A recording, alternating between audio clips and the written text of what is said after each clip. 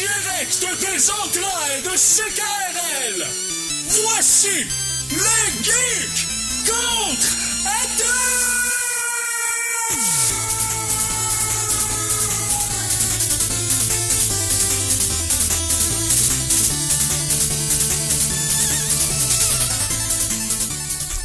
Samedi le 9 juillet 2016. Mon Dieu, que je sonne rock détente.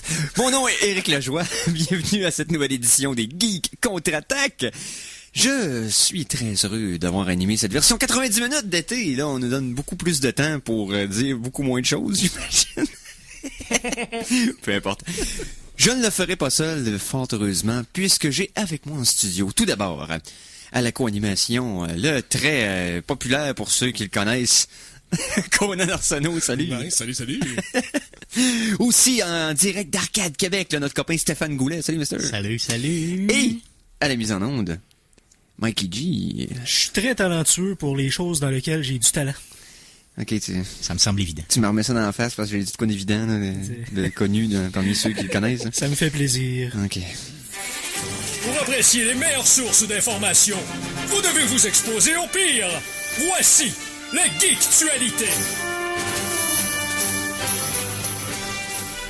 Alors, une semaine relativement mouvementée. Qu'est-ce qui s'est passé dans les actualités geeks cette semaine, selon vous, messieurs? C'est tellement passé beaucoup d'affaires dans beaucoup de sphères de l'actualité. Beaucoup de domaines, oui. Oui, puis il y en a même... on va commencer comme d'habitude en force avec la mort.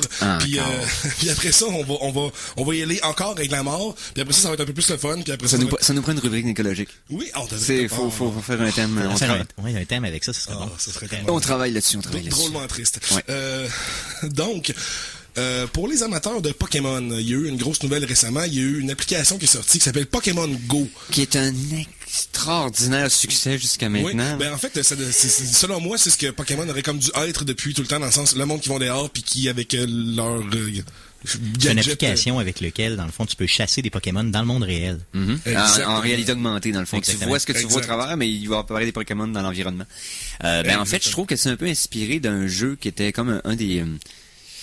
Pour les vieux de la vieille comme moi, savent que Pokémon est une abréviation de Pocket Monster, qui était le jeu original, qui était sorti je pense au Game Boy, là, Je crois que c'était au Game Boy, le premier. Là. Ouais, c'est ça. Mais il était sorti aussi un jeu au Japon qui s'appelait Barcode Battlers. Pour ceux qui savent pas c'est quoi, c'est un jeu à la Pokémon, justement, où c'est que tu faisais des combats de créatures. Mais que les créatures étaient générées par des codes barres. Donc, tu avais un scanner de codes barres. Oui, dans les magasins, tu peux te promener dans les magasins. Et si tu prenais sur n'importe quel produit, tu scannais et ça te créait une créature. Oui. Donc, certains codes barres pouvaient créer des créatures beaucoup plus fortes et mythiques que d'autres. Fait que le comprend monde pas ça cherchait aujourd'hui. les produits et il scannait. Le jeu existe encore. Oui, Il y a exact. encore une app qui existe aujourd'hui. C'est moins populaire, bien sûr, mais c'était le principe d'appliquer dans la vraie vie. Je me promène dans la vraie vie, je vois un produit, clic! Oh, ça me donne telle créature, je vais me battre contre quelqu'un avec ça. Rappelle-nous le nom. Barcode Battlers. On va aller Ben, chercher ça. dans la même veine, les Digimon avaient ce principe-là, sauf que à la place des codes barres, c'était simplement des CD que tu mettais dans le PlayStation et selon le CD, tu avais une créature différente. Les CD de musique marchaient, n'importe quel CD marchait. Ça ou Beyblade? Non, pas de farce. Personne n'aimait Beyblade. Beyblade. Moi, ce que j'aimais les trucs, là, comment ça s'appelle les trucs que tu pitchais, là? Les Pog. Pogs. Les POG, ouais. Non, personne jouait à ça. Tout le monde en avait. Tout le monde en avait, mais personne jouait avec. Personne jouait. Alf est revenu sous forme de Pog. Un affiche de l'inventeur des Pog. C'est dans des Simpsons, il disait ça. Ouais, c'est Mélaus. Ouais, c'est Mélaus. Donc, bon, On s'éloigne. C'est dans on l'épisode va- que Bart il perd son âme puis qui Exactement. c'est compliqué. Exactement. Oui, Il vend son âme pour je sais pas comment de l'argent, je pense, un papier. Ouais, il me semble que c'est du cash pour Ouais, une niaiserie, c'est ça, là, au puis- Croquemart. Je pense que c'est pour de Puis il vend Milaus son âme puis après ça il Ouais. Merci. Yes. Donc, excusez-nous. Bon, OK. Donc, Pokémon Go. Le gameplay pour les gens à la maison qui l'écoutent, qui savent pas c'est quoi, le gameplay consiste à prendre votre téléphone et filmer, et là, il apparaît devant vous comme dans la même pièce que vous êtes, un Pokémon, vous jouez avec. Il y a aussi une application, la même application, il y a aussi... on peut se promener dehors avec ça. Donc, on se promène dans les rues et puis il faut aller à certains endroits et il y a des places que des Pokémon plus que d'autres. Il y a une madame... C'est arrivé assez récemment, v'là 20 heures, donc la nouvelle est sortie. Il y a une madame qui se promenait dans le Wyoming sur les bancs de la Big Wind River et elle a trouvé un cadavre en cherchant des Pokémon. Wow, super! Il était quel level? C'est ça, il s'est fait tuer par le Pokémon qui était là. Oh my god! Elle cherchait un Pokémon, pis elle mâchait plus gros qu'elle pouvait avaler. Nécessairement, tu sais, tu penses que tu commences la journée, ben le fun, je vais aller chasser mon, whatever, Chari Pikachu Zard, puis je trouve Doug Wilson mort depuis 4 ans dans la décomposition sur le bord du lac. Oh, c'est triste. Pourquoi j'ai dit Doug Wilson? C'est un ancien joueur de hockey. Peu importe. Ah, je pensais que c'était... OK, nice. Non, donc voilà, ça c'est une des premières affaires reliées à la mort que l'on parle aujourd'hui. Wouh! Avec tout ça pour ça. Donc, faites attention, hein, les amis, parce que là, je pense qu'il n'y a pas encore eu d'accident officiellement relié. Est-ce qu'il y en a eu? J'ai vu sur Facebook aujourd'hui, je sais pas si c'est un hoax, j'ai pas eu le temps de vérifier. C'est un hoax, malheureusement, c'est ça. Donc, ça aurait été quelqu'un sur l'autoroute qui aurait arrêté. Là. Mais malheureusement, c'est pas le cas. Justement, on parle d'accident et de mort. Fin juin, il s'est passé de quoi d'assez dans ce sens-là, finalement. Le premier accident fatal sur plus de 130 millions de milles parcourus par une auto automatique. Par le Tesla. Ouais. C'est un gars qui a fait trop confiance à la machine, qui est en bêta-test, je le rappelle. Elon Musk a justement fait un point de presse à ce sujet-là suite à la nouvelle.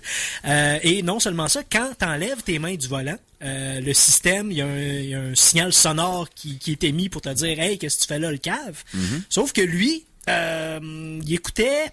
J'espère que le signal, c'est toi qui dis ça. Là. Hey, qu'est-ce que tu fais là, le cave? Hey, ça serait tellement meilleur. Je vais tweeter Elon Musk un peu. Le gars, dans son char, écoutait Harry Potter.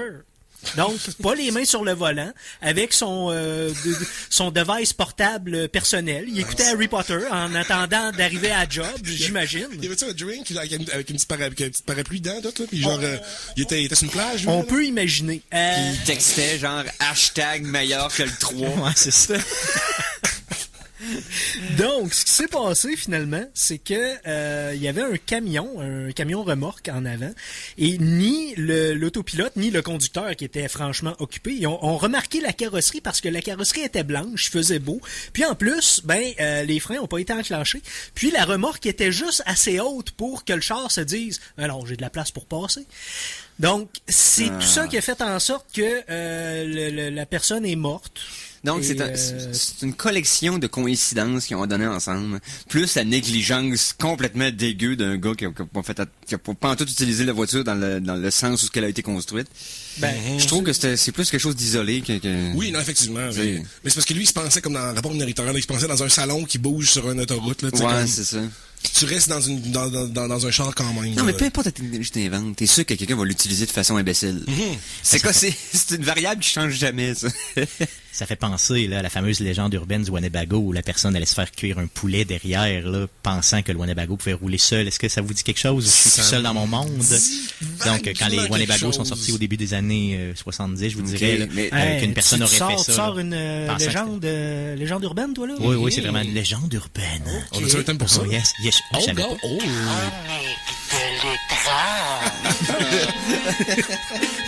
Je suis content d'être étrange. C'est pas d'un film aussi qu'il y avait ça maintenant, que les gars, il y avait Winnebago, puis ils se mettaient à aller faire d'autres choses, puis ils pensaient que là, ça allait chauffer tout seul. Oui, j'ai vu, c'est sur Netflix. C'est le deuxième Anchorman. C'était ça? Ouais. C'est ça, parce qu'il y a une séquence au complet de eux qui tumble dans le Winnebago au ralenti, puis il se passe plein de choses pendant qu'ils revolent. C'est ça, c'est dans... Personne ne le chauffe. Oui, parce qu'ils se demandent comme, ils sont en train de faire des parties comme qui chauffe. Il y a personne qui chauffe, je suis mis sur l'autopilote, je pense. Donc, je crois que c'est basé sur cette genre de légende urbaine. Dans sa tête, ça chauffe tout seul. Donc, c'est un peu la même chose. Donc, négligence humaine, niaiserie, donc égale souvent grosses conséquences puis mort. Aucune technologie qui est human-proof. Clairement. Même le corps humain n'est pas human-proof.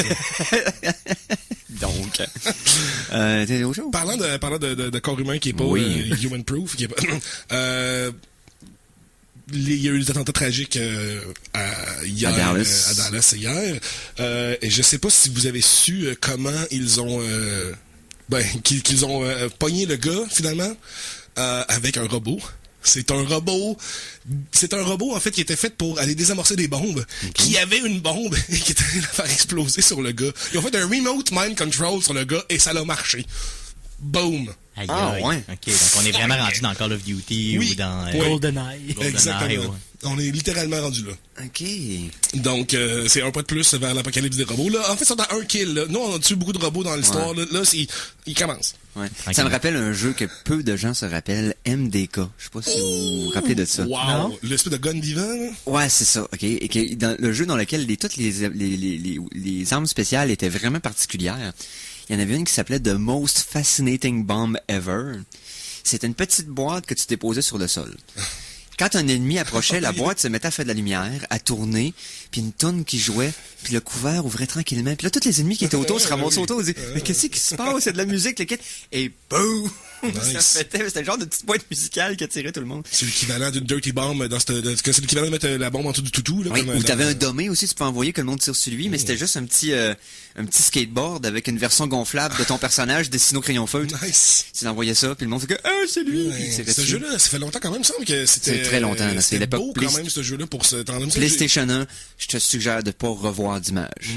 Garde ce qu'il y a dans ta tête comme souvenir. C'était beau pour C'est l'époque. parfait. C'était beau pour l'époque. Exact. Ouais, c'est ça. Ben, moi, je me sais que j'avais joué aux démos, là, que j'avais trouvé dans les revues. Tu sais, t'achetais les revues Oui. avec un disque Oh, avec plein de yeah. démos. Oui, Les PlayStation revues faisait étaient ça. chères en plus. C'était vraiment cher. C'était genre 20$ piastres la revue. Là, Mais pour écoute, avoir un t'avais maudit démo. 3 démos peut-être. Ah, c'était Peut-être. Peut-être, oui. Alors, cette chronique nostalgie vous est présentée par quelque chose de vieux. Donc, Nous le sommes. Parlant de quelque chose de vieux. Oui. On est tous familiers avec le merveilleux acteur George Takei. Donc, plus connu Oui. pour le rôle de Sulu dans Star Trek. oui. Pour le monde, oui, merci beaucoup Mikey. Donc pour le monde qui le connaisse pas, suivez-le sur Facebook, il est vraiment très hilarant sur Facebook, ça vaut la peine. Il fait des bons liens. Mais il y a pas longtemps, il y a eu une petite espèce de drama via Facebook, Twitter, par l'internet sur le nouveau Star Trek qui s'en vient. Je sais pas si vous en Star avez Trek parlé. Beyond. Exactement. Donc Au-delà. C'est comme ça que ça s'appelle en français? Au-delà. probablement Je crois bien. Au-delà. plus loin. Star Trek plus loin. Beaucoup plus loin. Star Trek, l'autre bord. Donc, il y a pas longtemps, l'acteur John Cho, qui incarne le même personnage que George Takei, donc commandant Sulu. En tout cas, Sulu. Oui. Appelons-le comme ça. L'acteur John Cho a dit, parce que en concert avec l'écrivain, le scénariste, dont j'oublie le nom, voyons, Simon Pegg, Simon Pegg, oui. ont décidé de rendre le personnage de Sulu homosexuel. Pour faire un genre de... Pour faire un hommage à George l'acteur, Takei, qui c'est ça. lui, il l'est ouvertement depuis plusieurs années. Là. Oui, mais quand il le faisait, par contre, je pense qu'il l'était pas encore. Non, pas du tout. Donc, Ben, dans tu sais, ces années-là, c'était pas c'est quelque chose ça. qui était très recommandé de l'avouer. C'est ça. là. C'était pas très, très évident et tout ça. Donc, Sulu, vieux Sulu, a répondu à ça par une réponse qui a un peu surpris tout le monde. Oui. Il a comme dit, je trouve que c'est un peu tordre le personnage original de Gene Roddenberry. Vous devriez plus créer, dans le fond, un nouveau personnage qui est gay. T'sais. Et je comprends son point parce que je peux comprendre son point quand même. Je sais pas, j'ai de la misère à articuler comme du monde à penser par rapport à ça, mais... Simplement que c'était pas dans le script et l'idée originale C'est du ça. gars qui a fait le personnage, C'est que le ça. personnage soit gay. Donc, Littéralement, là, on prend l'œuvre de quelqu'un, puis là, on a, tu sais, comme le gars, ça fait pas assez longtemps que ce soit des œuvres qui sont libres de droit, donc je comprends un peu, mais bon. Et Simon Pegg et John Cho ont répondu à lui aujourd'hui. Donc, il lui aura dit, écoutez, c'est parce que si on faisait un nouveau personnage qui était gay, il serait défini seulement par son homosexualité. Donc, on aime mieux prendre un personnage connu et puis Ajouter cette information-là. ajouter cette information-là à son personnage. Quoique, tu sais, c'est un peu irrelevant dans ce cas-là. Ça tu change sais, quoi? L'orientation Ben, ouais. sexuelle d'un personnage fictif. Ça change ça. quelque chose, je trouve, quand ça se veut être un statement. OK, non, je comprends. OK, ouais, c'est Right? ça. Ça change rien dans la vie, je veux dire. Non, c'est ça. Ben, ça dépend de l'histoire, comment ça c'est change amené. rien. Si c'est amené comme une information comme, je veux dire, complémentaire au background du personnage, il n'y a aucun problème. Mais si c'est ce qui drive toujours ses décisions, ça me Ouais. fatigue. Je vais donner un exemple. Dumbledore dans les Harry Potter, dans les livres, c'est spécifié qu'il est homosexuel, mais c'est jamais un élément d'histoire. Ok. On le sait, mais c'est jamais, ça Ça vient change jamais, rien. ça amène aucune conséquence au personnage, c'est juste qu'il l'est. That's it. Mais c'est devenu une figure importante pour les personnes qui l'étaient. C'est un personnage puissant dans une série. Il s'en sert pas comme élément Non. de description, ou c'est pas comme ça qu'il s'identifie. Il est juste ça. Et il y en a qui ont trouvé ça important qu'un personnage aussi important dans une série aussi populaire le soit et que ça n'en soit pas il en fasse pas un big deal entre guillemets. Que ce soit pas le moteur de ce personnage. Exactement. Que ce J'avoue, soit pas pour le message, c'est important. Pour l'identification, c'est important. Mais pour... C'est ça, parce que dans le fond, faut que ça devienne un détail, entre guillemets, Exactement. de la personne et non tout ce qui est Oh défini. my god, il est gay, donc on en parle. Donc il y a un accent, donc il y a les poignées mous. Donc c'est comme que dans la vie, comme quelqu'un me dit qu'il est gay, c'est comme, ah, ok. Faut qu'on ait la même réaction, donc c'est pour ça que je trouve que la réaction est comme correcte, parce que c'est comme accorder de l'importance à quelque chose qui nécessairement ne devrait pas en avoir, ou peut-être qu'il est déjà, puis on s'en fout dans son personnage, parce que là, s'ils le font, c'est sûr qu'il va avoir quelque chose par rapport à ça. Ils vont pas juste dropper une petite ligne comme ah oui toi on sait bien et ton lover la semaine passée, tu sais. Je pense pas qu'ils vont juste faire ça. Il y a ça puis il y a le fait qu'on est rendu au point en 2016 où que l'acceptation est pratiquement complète.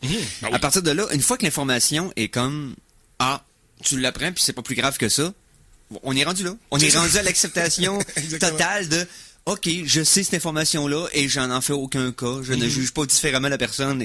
Faut que ça devienne ça. Donc, à partir de là, dépendant de ce qu'ils vont en faire dans l'histoire, est-ce que le fait qu'il va avoir à sauver son copain dans une mission de rescousse, si ça devient pas un plot point de l'histoire, tout ça, pas de problème avec ça. Aucun problème avec ça. Mais bon, j'aime mieux ça quand c'est amené de façon subtile ou complémentaire que ce qu'ils ont essayé de faire avec Ghostbusters. On va s'en reparler plus tard dans l'émission. Subtil comme ça, là? La chanson de la semaine! Subtil comme ça. Donc, c'était le temps pour la première chanson de la semaine. Et pour la première, je vais y aller avec juste un excellent jeu qu'une excellente trame sonore de Last of Us. Oh yeah. Vous vous souvenez, la trame sonore qui avait été composée par Gustavo Santaolalla, qui a fait beaucoup de trames sonores de films dans les dernières années, mais c'est la première fois qu'il y allait à un jeu. Et ça s'ajoute déjà au script et au jeu d'acteurs, entre guillemets, de ce jeu-là, qui est splendide, qui, pour ceux qui l'ont pas fait encore, gâtez-vous. Je vous envie, je suis jaloux de vous autres, parce que vous pouvez le faire avec un esprit vide de cette histoire-là pour la première fois. Moi, je pourrais plus jamais. Je l'ai déjà fait, j'aurais jamais le même effet que la première fois, donc je vous envie. Si vous avez la possibilité de le faire, faites-le, c'est magistral, c'est un chef-d'œuvre. Donc, de la trame sonore, j'avais déjà fait jouer le thème principal du jeu. On va y aller avec la pièce qui clôt l'histoire. Donc, c'est la 3e version de la pièce de Path, qui s'appelle A New Beginning. C'est ce qui met un terme final à l'histoire. La dernière cutscene, c'est ça. C'est pendant que tu joues avec tes émotions de ce qui vient de se passer, puis de la décision, puis tout ça. C'est ce qui joue en background. Donc, The Path, A New Beginning de Gustavo Santaolalla. On écoute ça sur les Geeks Contre-Attaque.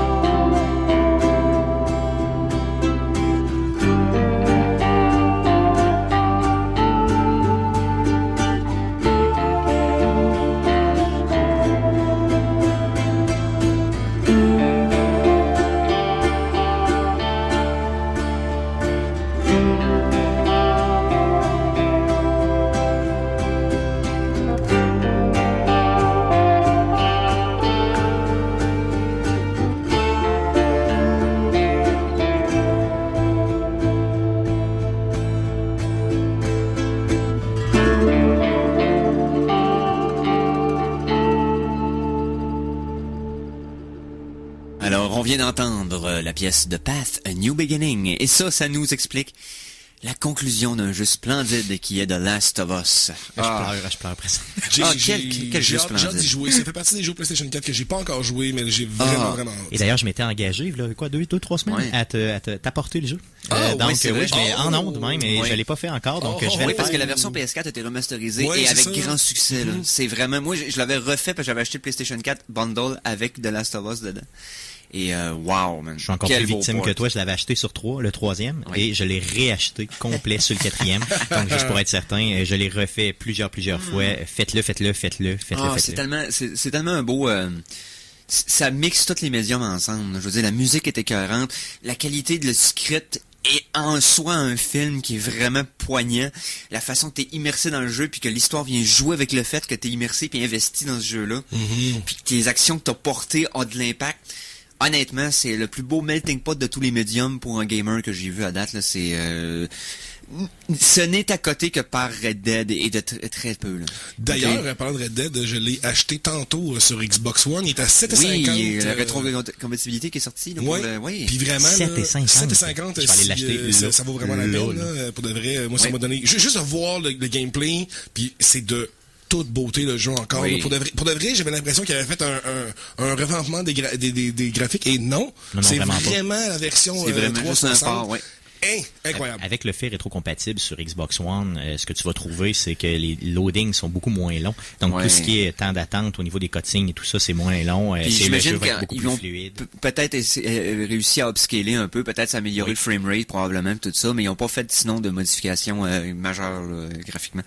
Donc, parfait, ça peut faire en sorte que des gens qui n'ont pas pu jouer avant.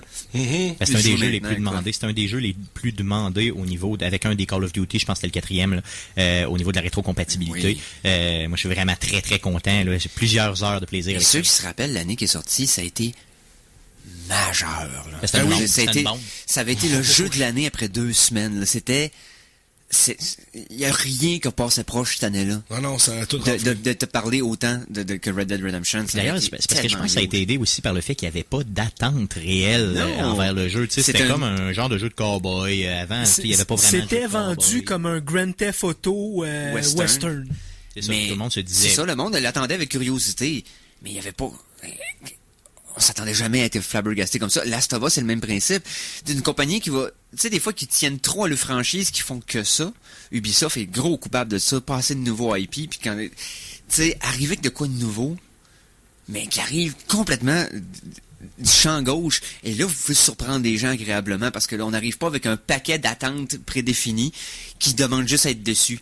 Puis au niveau de C'est Last comme- of Us, en plus, ça avait l'air de du réchauffer. Tu sais, ça avait l'air d'un jeu de zombie à la 3e personne, tu sais, Ouais. un peu Resident Mais en Evil, même- survie et tout ça. En C'était même temps, les premières balbutiements qui avaient parlé avec le jeu sorte avaient beaucoup mis l'emphase sur le fait que le personnage de Ellie, dans le fond, que tu allais avoir à interagir avec un personnage qu'elle allait avec toi, qu'elle allait pas être un escort mission de tout. Il avait dit qu'il y avait beaucoup d'emphase sur la relation entre le personnage et ton personnage. Et ça semblait être de bon augure. Parce que moi, je voyais le jeu, dans ma tête, c'était pas un Dead Island, là, avant que ça sorte. C'était Naughty Dog, c'était vraiment basé sur storyline, fait que j'avais déjà une bonne anticipation. Jamais je pensais que ça allait être à ce niveau-là. là. Sachant que c'était Naughty Dog, effectivement, oui, là, moi, j'avais vraiment, tu sais, je l'avais déjà acheté, là, ça, c'est clair, mais moi, je suis pas dur à convaincre au niveau de l'achat, on s'entend. Par contre, d'un autre côté, T'as le credit card c'est, facile. oui, très, très facile, d'ailleurs, j'en ai plusieurs, ils sont tous pleines. Mais, sauf que, tu sais, un autre jeu de zombie en 3e personne, je me disais, c'est encore du réchauffé, c'est poche un peu, je vous le dis, si vous l'avez pas fait, faites les 15 premières minutes, là. Il y a un événement qui se passe, et là, vous serez plus capable d'arrêter jamais. Parce que ce qui est fascinant de ça, c'est que les zombies, ce n'est qu'une facette mineure de ce qui se passe dans le jeu. Mais la majorité des combats, je l'avais compté, là, puis la majorité Oui. des combats, plus de la moitié des combats sont faits contre des vrais humains qui tentent de survivre dans Exact. le monde. C'est ça qui est tellement déchirant dans ce jeu-là, c'est que il en reste plus d'humains. Arrêtez de vous battre puis de vous tuer. Bâtard! Mais c'est un peu comme un principe. Pourquoi Walking Dead est populaire? C'est pas parce que c'est constamment contre des zombies. C'est vraiment la relation entre les personnages humains que ça se passe. Mais c'est un peu le même principe avec Last of Us à ce moment-là. C'est là où la viande est. Tu sais, les zombies, c'est les nerfs qui tiennent la viande ensemble, Effectivement. mais that's it, là, c'est la viande puis l'os, c'est vraiment la relation des personnages, spécifiquement Joel et Ellie dans ce cas. Par contre, à mon avis, c'est beaucoup mieux défini dans Last of Us, puis c'est beaucoup mieux scripté dans Last of Us que ce l'est dans parce qu'on peut dans lui Walking attirer, Dead, il y avait là. un début, milieu, fin clair, puis C'est ça. ils ont pas essayé de faire le jeu aussi pour faire une suite obligatoire. Ce que je suis encore un peu entre deux chaises, à savoir qu'il va y avoir une suite à Last of Us parce que le premier jeu était populaire, j'aimerais mieux qu'on fasse pas. J'aimerais mieux rester avec. Mais en même temps, Mon cœur de gamer est déchiré. ouais, c'est comme j'aime le gameplay, j'aime l'histoire, mais je vois pas l'intérêt de continuer. Je trouve que l'histoire est tellement bien conclue que. Je veux une autre histoire aussi poignante dans le Avec- même univers. Ah oui, avec exactement. d'autres personnages. Exactement. c'est C'est ça. un personnage, c'est Ouais, ça. ça oui, ça j'ai pas de problème, mais je veux pas qu'on continue avec eux, je veux les laisser à ce qu'ils ont fait puis qu'on passe à autre chose. Effectivement, puis de toute façon, avec l'histoire comment finit, je dirais rien, inquiétez-vous pas. C'est mieux de rester comme ça, effectivement. Donc, laissez Oui. ces personnages-là tranquilles, faites-en d'autres, C'est simplement. ça, exactement. Donc, on avait d'autres actualités, j'imagine, parce qu'on a juste parlé de décès puis on a déconné. On a toujours d'autres actualités tout le temps, tout le temps, Ben tout oui. le temps. Il s'est tellement passé d'affaires encore une fois cette semaine. D'ailleurs, il y a une calculation qui est sortie, si je ne me trompe pas, sortie tout à l'heure. L'année 2016 Oui. va être 1 seconde de plus longue que prévu. Oui, c'est vrai. Alors, quand on va faire le décompte du jour de l'an, on va le faire de 11 secondes, c'est ça? Je sais pas si au jour Parce de que- l'an, ils vont rajouter 1 seconde de décompte, mais... Mais l'année va durer 1 seconde supplémentaire avant que l'autre année commence. Exactement. Donc, qu'est-ce qu'on va faire avec... Qu'est-ce que tu vas faire avec tout ce temps, toute cette année, toute Qu'est-ce cette que je vais seconde? faire avec cette seconde-là? On peut Je faire vais beaucoup de choses probablement en m'investir seconde. dans le jeu vidéo. Probablement. Pourquoi pas? Je pense peut-être initier un mouvement pour me gratter la tête. Ça se peut que j'ai pas le temps de me rendre, mais je pense que je vais initier le mouvement pour éventuellement que je me Commencer gratte. l'année en te grattant la tête. C'est ça, puis Ok, j'aurais ok, pas ok, eu ok. à prévoir le geste avant, je vais déjà être rendu.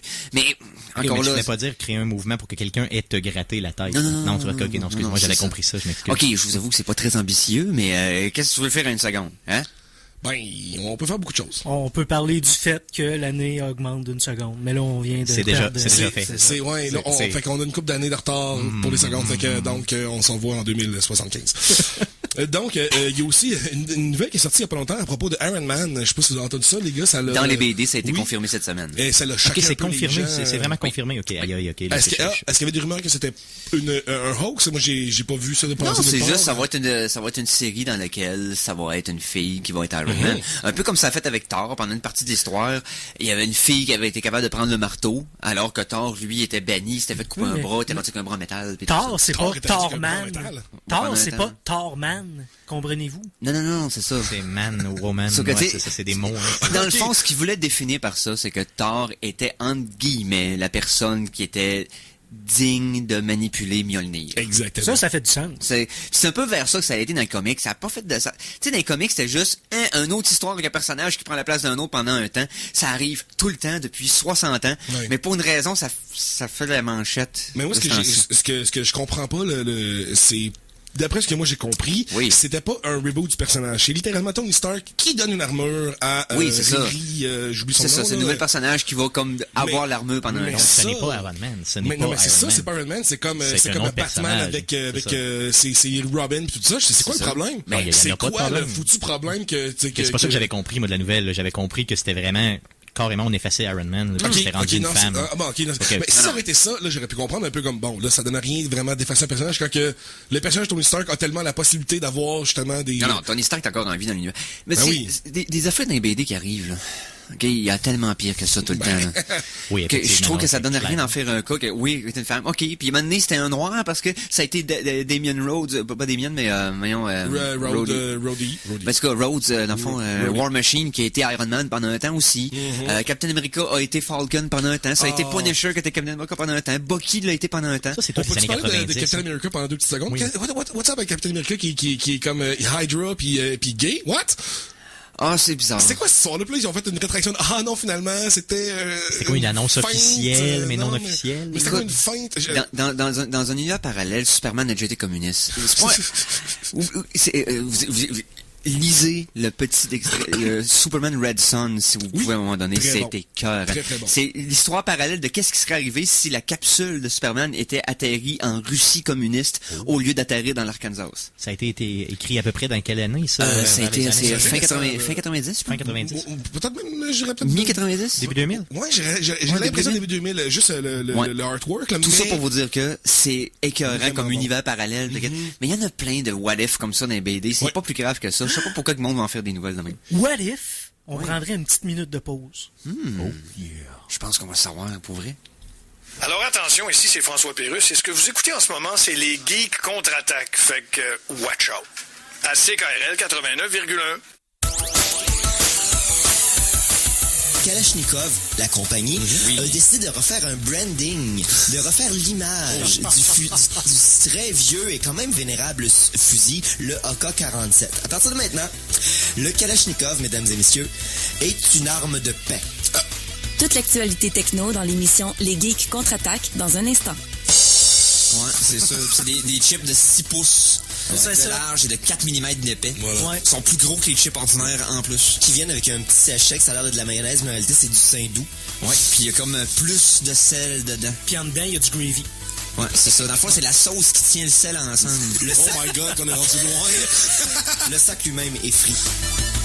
Les propriétés Marvel, Disney, Star Wars, Square Enix, Final Fantasy, dans la série qui...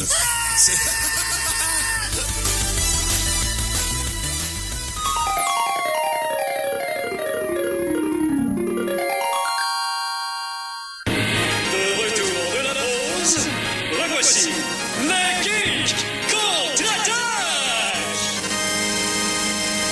Et nous voici de retour pour la deuxième partie des Geeks contre-attaque. Et cette fois-ci, on va vous parler de quelque chose qu'on parlait déjà anyway, mais on va faire ça officiel. Mike, s'il te plaît. Chronique jeux vidéo! Et c'est la dernière fois qu'on va te présenter avec le thème de jeux vidéo générique, parce qu'on va travailler sur les thèmes cette semaine, donc à partir de la semaine prochaine, on va avoir des nouveaux petits thèmes sonores éparpillés, peut-être 8, peut-être 2, ça dépend du nombre de temps qu'on passe à crier en studio. Donc, Stéphane Goulet, salut mister. Salut. On parle de jeux vidéo, on parle de quoi en particulier? Ce que j'ai pensé cette semaine, c'est de vous parler du gamer moyen en 2016. C'est qui le gamer moyen? C'est Combien il mesure? Combien il mesure? Non, mais il a quel âge? C'est quoi ses habitudes et tout ça? Donc, je me suis basé sur un sondage qui a été fait sur 4000 personnes, 4000 foyers aux États-Unis, donc plus que 4000 personnes, bien sûr. Ok, ouais. C'est un sondage d'une firme qui s'appelle Entertainment Software Association qui est sorti à la fin du mois d'avril 2016. Ok. Donc, on compare un peu, on essaie de savoir un peu c'est qui le gamer moyen. De bâtir avec des fondations réelles le nouveau stéréotype du gamer. Exactement. Parce qu'on s'entend que pour les non-geeks, le gamer, c'est encore un petit faible à lunettes boutonneux qui est tout seul chez eux, C'est ou le- le gros barbu avec avec la Mais barbe comme dans South comme Park, dans South Park, avec le Celle-là, gant. elle me fait plus mal, moi, celle-là, que le petit nerdy à lunettes, là. C'est Ben, je aussi, pense un qu'on peu peut se plus mal. sentir, Ouais, on ouais, peut se ouais, sentir ouais. affecté tous les deux d'un bord ou de l'autre, tu comprends? Parce qu'on est comme un peu des stéréotypes vivants. Ouais, non, là, de ce côté-là. clairement. Quand il y a de la barbe dans le stéréotype, je suis un peu atteint. parce Ouais, puis que, quand il y a je des veux dire, petits je- lunettes, moi aussi. là. défenseur Parce que, de la barbe, quand même important. comprenez qu'on peut pas... On essaie de se battre contre ces stéréotypes-là, mais en même temps, on y ressemble de très proche. Donc, je les alimente très, très fortement. Donc, voyons Est-ce que- maintenant comment on bâtit le nouveau stéréotype. C'est le ça. réel stéréotype. Est-ce que ton étude comprend les casual et les hardcore gamers? Ou c'est Ça simplement- comprend un peu tout le monde, Ok, je vous c'est dirais, ça. parce que vraiment, on a pris 4000 foyers, on y a été, puis on leur a posé des questions très, très simples. OK? Ok. Donc, on leur a demandé, avez-vous une console de jeux vidéo? Console de jeux vidéo veut pas dire ordinateur, vraiment console de jeu. 48% des foyers ont répondu oui, on a une console. Donc, c'est vraiment une baisse cette année. Juste 48? Oui, 48%. Donc, c'est vraiment une baisse cette année parce que en 2015, 2014 et même 2013, on avait 51% des gens qui nous Yeah. répondaient oui à cette Beaucoup question-là. de gens, par contre, des casuals qui jouent maintenant avec leur téléphone, ils n'ont plus besoin de console. Effectivement, donc c'est sûr que le jeu change, puis on va le voir un peu là, ok. Il y a aussi, on a posé aussi la question, est-ce que vous avez un appareil capable de jouer du jeu vidéo? Donc là, ici, vous voyez, on y va beaucoup, beaucoup plus large. Ben oui. Donc là, 65% des gens ont répondu oui, on a un appareil capable de jouer aux jeux vidéo. Par contre, l'année passée, donc en 2015, on avait 80% des gens qui ont répondu oui à cette question-là. Oh. Donc, soit la question était différente un peu, là, j'ai pas la question. Elle n'a pas été type interprétée réelle, de la même façon par c'est les ça, gens. parce que généralement, j'aurais tendance à penser que ça va augmenter, tu sais, parce qu'elle veut pas, bon, tout le monde a téléphone cellulaire, tout le monde a plus d'ordinateurs, La tablettes. domotique, on est servait de pouvoir jouer à Tetris sur notre frigidaire. Je veux dire, Je suis sûr que ça se fait déjà. Bonne idée. Legit, je suis sûr que ça se fait déjà. D'ailleurs, parlant de Tetris, sur PlayStation, il y avait une vente la semaine passée où il y avait Tetris justement qui était à vendre, et si vous l'avez pas, si vous avez passé à côté, allez le chercher, ça vaut vraiment, vraiment la peine. Oui, il y a le fun de Tetris World. Tetris Ultimate, je pense que ça s'appelle, c'est ça. Et d'ailleurs, c'est un cross-buy, tu peux l'avoir sur ton PlayStation Vita aussi. Je l'ai manqué. Il est malade. Mais tu pourras peut-être l'acheter, là. Ouais, c'est ça, à plein prix, là. C'est ça, effectivement. Mais, il est pas très très cher, je m'excuse, je m'éloigne. Là, toujours quand on parle de Tetris, ça m'excite. Oui, c'est normal. C'est le meilleur jeu de l'univers. Effectivement. C'est dur à stiner, d'ailleurs. Le best game of all time, là, s'il va, là. En tout cas, bref. 63% des foyers disent avoir sous leur toit une personne qui joue au moins 3 heures par semaine aux jeux vidéo. Donc, pour l'étude, 3 heures par semaine, t'es un gros joueur. Okay. Pour moi, t'es un casual gamer, là, vraiment un peu, qui joue pas souvent. Là. Ouais, vous jouez combien d'heures par semaine aux jeux vidéo si, mettons, vous faites une moyenne globale là, de votre vie? Là? J'invoque le deuxième amendement. Ça ne veut pas en parler. Mettons par jour, disons. Une moyenne. Là. Une moyenne. Rapidement comme ça. Ça doit être au moins 2 heures. Hein. Minimum 2 heures. Minimum 2 heures. Minimum. Pour toi, Eric? C'est gênant. Est-ce que quelqu'un peut le dire avant? Je vais le compter pour vous. OK, bon. Par jour, ça? Mettons par semaine ou par jour? Vas-y. Minimum 6 heures par semaine. Ouais, minimum. C'est ça. Je veux dire, des fois, c'est dans une journée. Des fois, c'est en une shot 6 heures. Là. Moi, je vous dirais que minimum une vingtaine d'heures par semaine garantie, sauf, bien sûr, donc on parle de moyenne de l'année, OK? Donc, exemple, cette semaine, j'ai pas pu jouer pantoute parce que j'avais de la job et en plus, je fais des grosses réparations sur ma maison, mais je vais rejouer une autre semaine, là, je vais jouer un 40 heures facile, là, pour être honnête, pour être honnête, sans problème, c'est du 30 à 35 heures. Ben oui. Mon PlayStation est constamment ouvert. Ouais, mais lui aussi. Puis je fais d'autres choses sur l'ordi. Puis pendant que j'écoute des podcasts, je vais gamer, monter des affaires. Ouais, la fin de semaine, il est ouvert. Puis je fais des petites games de binding ou je check mes cartes de mon jeu de baseball ou whatever. Ou je joue avec mon frère online. Je joue beaucoup. Ben, moi, j'ai une job à temps plein. Là. Oui, c'est ça. Moi aussi. Là. Quand j'avais pas de job à temps plein, c'était pire. C'est ça. C'est ça. C'était du 70 heures. Donc, imaginez, pour l'étude, je trouve ça un peu plate là, qu'on parle de 3 heures par semaine seulement là, pour définir le gamer. Mais bon, que voulez-vous? C'est ce qu'on a comme Quoique, comme à ma défense, l'été, je joue moins un peu. Parce que je passe beaucoup de temps à l'extérieur aussi dans ma course de quête, mais reste que, c'est un peu pathétique. Mais si on fait la moyenne de l'année, donc moi, dans le temps des fêtes, je peux jouer 60 heures par semaine parce que j'ai juste ça à faire, là, puis j'ai pas d'enfant. Si je te payais pour, j'aurais pas besoin d'autre ouvrage. C'est ça, non, moi non plus. Je fais assez d'heures pour ça. Effectivement, donc, clairement. Voilà. La moyenne des jeux, donc vous avez combien de jeux à la maison? Combien de jeux vous achetez par année? Mettons, grosso modo, là, pour comparer avec ces gens-là. Shit, c'est dommage gênant tes questions.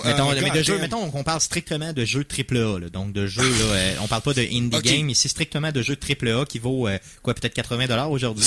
Combien vous en avez? Ça, je vais avoir peut-être 10. Je dirais en bas de 10.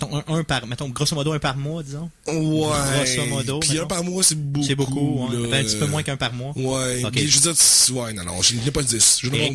C'est 3-4 par année, mais avec les Steam Sales, tout lequel j'ai acheté un paquet de AAA des années précédentes. J'ai au-dessus de 200 jeux sur Steam. Oui, c'est ça. OK. Fait que, tu sais, ça... Mais pas tout acheté à Non, à plein prix. Okay. Mais j'ai eu à peu près, en échangeant une quinzaine de jeux de PS4, j'ai peut-être une collection de 20 jeux de PS3, puis de PS2, je devais en avoir 50-60. T'échanges tes jeux. T'es capable de t'en départir. Ah ouais, c'est ça aussi. Moi, je suis incapable. Ça m'a fait ça avec certains jeux, c'est que je savais que j'allais pas rejouer. Exemple, Shadow of Mordor, je l'ai échangé, pas eu de problème. Grand Theft, j'avais fait le tour, j'ai gardé 1 an avant de le vendre. Oh my God.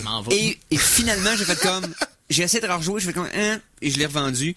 Puis je vais voir qu'est-ce qui va arriver par la suite. Là. Il y a des jeux que je garde par contre. Je veux dire, j'ai acheté Shadow Colossus Special Edition à l'époque au PS3. Oui. Jamais je vais le vendre. J'ai acheté la collection d'Uncharted au PS4. Je la vendrai pas par collection pour la garder. Moi, j'ai un principe de base. Quand je déballe un jeu, il y a mon odeur dessus. Et c'est à moi pour la vie. Donc je le own pleinement. Mikey, il y a combien de jeux? Sans nom de Stéphane. Pardon, je m'excuse. Ma situation est particulière en tant que gamer puisque j'ai beaucoup de produits Nintendo à la maison, beaucoup de consoles avec de vieux jeux que j'aime beaucoup rejouer. Oui, fonctionnel, plugué sur cette télé en constance. Un Nintendo Super NES, la quête. J'ai aussi un ordinateur qui vaut pas deux pesos. Okay, donc, les seuls 3A que j'ai chez moi sont Grand Theft Auto, Fallout 3 et New Vegas, j'ai compte comme un, et Skyrim que j'ai pas encore joué dû à la valeur de mon ordi. Mon gaming, je le fais par personne interposée, c'est-à-dire que je regarde du monde jouer sur YouTube principalement et dans la vraie vie. Donc j'ai à peu près 3 AAA à la maison pour répondre. Est-ce que tu regardes des gens sur Twitch aussi, Twitch un petit peu? Twitch, ma situation au travail ne me permet pas de regarder Twitch et c'est là que je fais la plupart de mon visionnement. Donc, je me permets de vous plugger ma chaîne Twitch sur Ben Arcade oui. Québec si ça vous Ben dérange oui, pas. ben oui, certain. Twitch.tv/ArcadeQC. Donc on Twitch à toutes les semaines, surtout les mercredis. Mercredi Twitch à partir de 19h. Donc suivez-nous. Je m'excuse, hein, une petite. Non. Je m'excuse de me plugger. Non, c'est correct. Ça fait des semaines et des semaines qu'on t'invite, puis tu plugues une fois par 4 émissions. Là, c'est pas majeur. Là. Donc sur arcadequebec.com aussi, merci. Donc le 1.7 jeux par année. Mais check bien, mais qu'on y aille à ton show. Oui, on va se oui, plugger. d'ailleurs, vous êtes invité. Ça va être dégueulasse. Oui, je vous plug de toute façon toutes les semaines dans mon show, il n'y a pas de problème. Donc, 1.7 jeux par foyer achetés par année. Donc, on parle ici de AAA. Donc, c'est pas... on s'entend que généralement, les gens vont acheter les jeux de sport. Donc, récurrent, exemple, le jeu Madden, le jeu de... Parce que c'est un jeu qui peut redevenir relevant à chaque année, étant donné qu'il va y avoir des ajouts et ainsi qu'un roster de joueurs comme... mise à jour, tout Exactement, ça. donc les échanges sont faits, la puissance des joueurs est faite, tout ça. Donc généralement c'est ça, et bien sûr la personne va acheter grosso modo un deuxième jeu là, par année là, au niveau du story. Oui. L'âge moyen du gamer, ça serait quoi selon vous? Oh shit, ça va genre être... Ça l'a augmenté. Ça l'a vraiment augmenté. Moi, je suis sûr que ça l'a descendu à fond parce qu'il y a une grosse majorité de nouveaux kids. Moi, je pense que c'est comme... L'âge moyen du gamer aujourd'hui. Je dis que ça suit la démographie mondiale. Moi, je dirais 29. Oh, OK, 29. Ton guess, quand moi, même? je vais beaucoup plus jeune que ça. Moi, je dirais peut-être 16. T'es vraiment dans le champ. Oh, shit. Mikey? Je suis le plus proche. Oui, ben tu dis selon la démographie. Donc, c'est 35 ans. Donc, je suis direct dedans. Wow, 35 ans. Donc, c'est vraiment moi, le gamer. Donc, j'imagine que c'est les gens qui ont... avec cette bedaine, là, je suis un bon gamer. Donc, j'imagine que c'est les gens qui ont vécu un petit peu, qui ont commencé à gamer avec peut-être Mario et qui ont continué à suivre un peu dans le temps. Et moi, c'est ce que je comprends. Là. 59% sont des hommes. Donc, le reste étant des femmes, 41%. Donc, c'est quand même, je pense... Ça s'expliquerait aussi par une chose super simple. C'est que les jeux avec lesquels on a grandi, nous, on a grandi dans une génération dans le boom des jeux vidéo. Ça passait d'un gadget un peu ridicule à quelque chose de très sérieux et de bien fait. On a passé des jeux analogues avec de l'eau, là, que tu pushes de l'eau pour que les petits cerceaux ils tombent sur une affaire, à des montres qui avaient comme juste trois mouvements différents.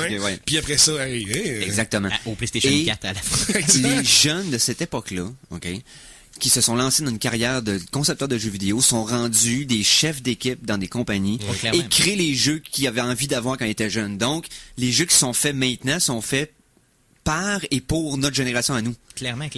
J'ai même il y a des pères, des chums de gars, leurs pères qui ont 50, presque 60 ans aujourd'hui, jouent aux deux jeux vidéo.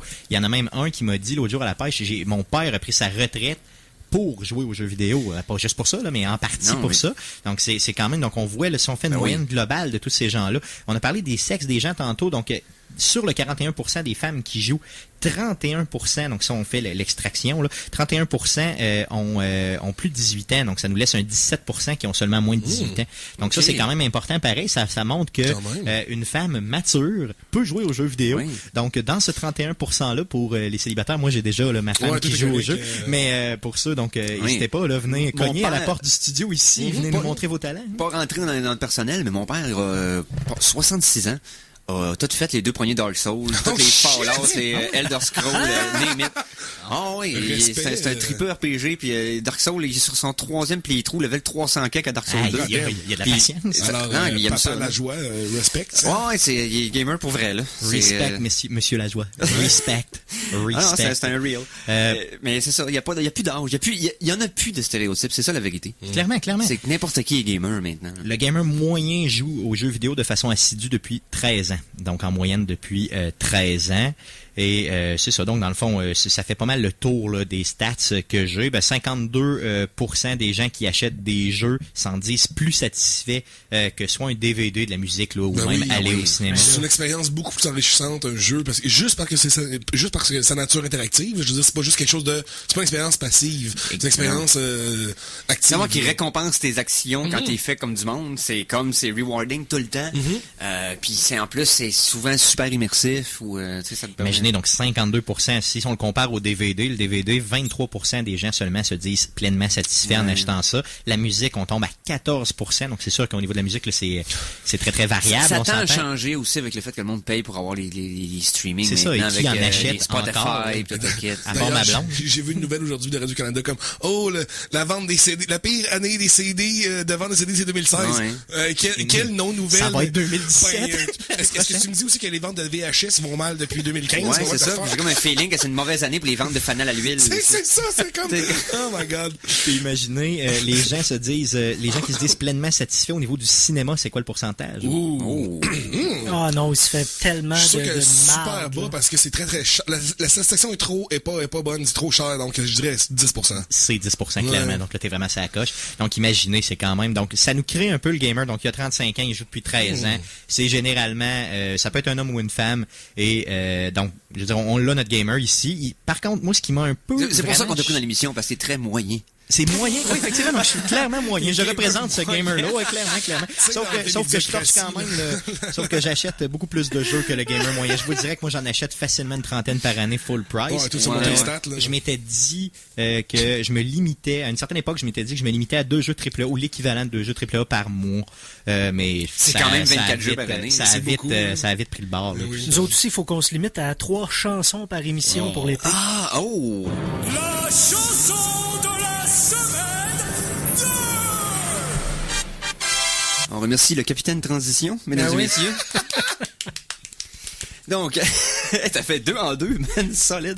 Donc, deuxième chanson de la semaine, on va y aller. On parlait de jeux vidéo, on s'en va parler de films dans la dernière moitié de l'émission. Donc, on va y aller avec l'autre tonne de jeux vidéo que j'ai. On va avec OC Remix, on va avec une pièce dans les balbutiements, les premières années d'OC Remix. On parle de 2003. Le remixeur MV, qui nous reprend une pièce de Street Fighter 2, Street Fighter 2 de Super Street Fighter 2, de New Challengers. Donc, c'était la pièce de l'écran de Cammy. Donc, ça s'appelle Cammy by Night. Ah, t'as-tu des jambes musclées, elle? Excusez. Okay. Oui, Qui entre autres. montait jusqu'en haut de... Ouais, c'est ça. C'est ses jambes, ça rentre jusqu'à terre.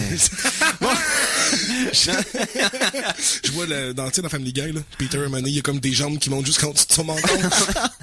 Excusez. Bref, donc Cammy by Night de MV, on écoute ça sur les ondes des Geeks contre-attaque.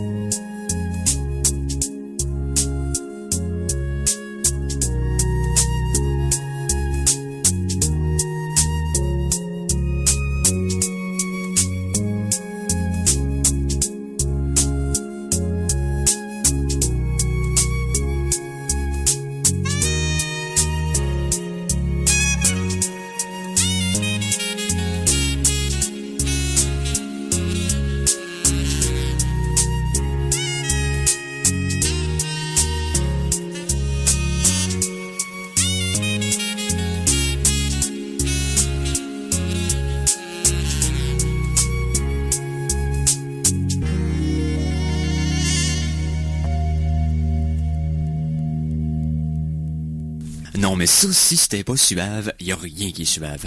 J'adore vraiment la groove de ce tune-là. Donc, c'était Cammy by Night de MV. C'est disponible, bien entendu, tout à fait gratuitement si vous voulez vous procurer la MP3 en bonne qualité sur le site overclockremix.org. Si je peux me permettre, est-ce que je peux la dédier à quelqu'un, cette chanson-là, qui est une fan de Street Fighter, là, la plus grande fan de Street Fighter que je connais à Québec, ou même peut-être au Québec, donc Marie-Christine Potvin, qui est ma cousine, donc je te dédie ça pour ta fête, donc bonne fête. Yes, joyeux anniversaire. Et non, c'est bien, c'est ma fête aussi, une semaine ou deux, là, deux semaines.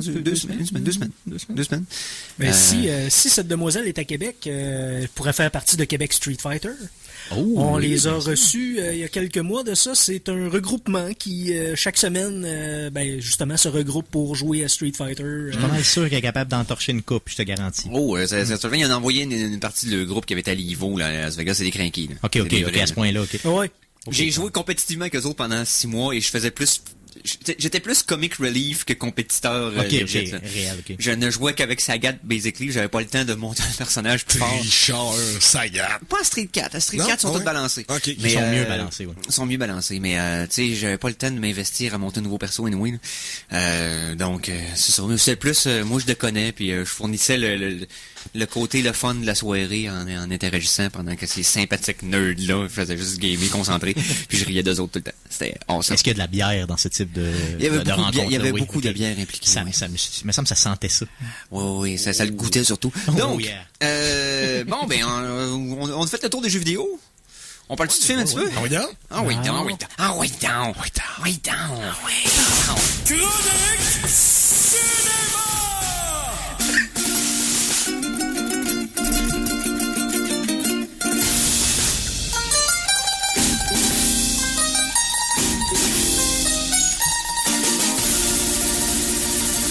C'était à vous de pas appeler une experte.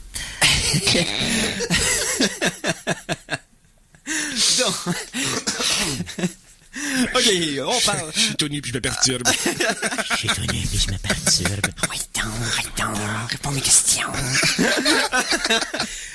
OK. On est rendu des références de Pérus. Bon, OK. Hey. Cinéma. Donc, on va commencer tout d'abord avec Conan et les films qu'il a vus cette semaine. Oh yes. J'en ai vu 2 cette semaine. 2? Juste 2, pas le temps. Une grosse semaine. OK. Donc, on va commencer par celui que j'ai un peu les deux, je les ai semi-appréciés. Miles Ahead. Donc, le film, la biopic de Don Cheadle, réalisé par Don Cheadle, qui joue dedans et il fait le rôle de Miles Davis. Donc, c'est la vie du trompettiste. Faut pas dire jazz, il aime pas ça, jazz.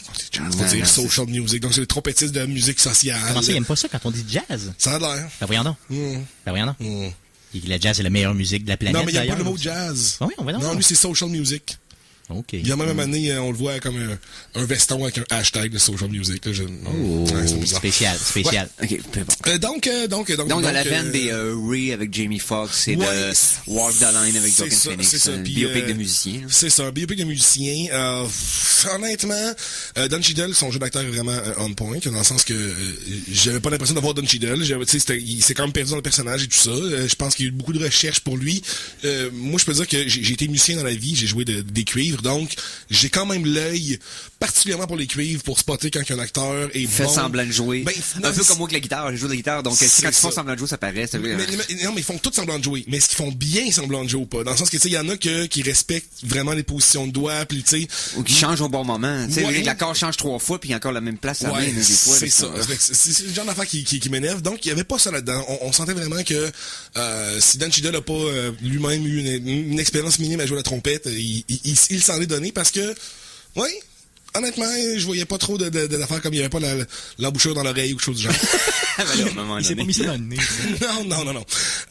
Donc, c'est l'histoire de Miles Davis. On la voit un peu pas en background, excusez, en flashback. C'est parce que l'histoire est construite un peu de manière bizarre. Je pense que c'est pour ça que le film est pas si le fun que ça, parce qu'on commence un peu on commence avant le comeback de Miles Davis. Donc, quand il était dans la drogue et tout ça, puis qu'il faisait plus de musique, il était plus capable de jouer, il essaye de jouer, puis il est pas capable.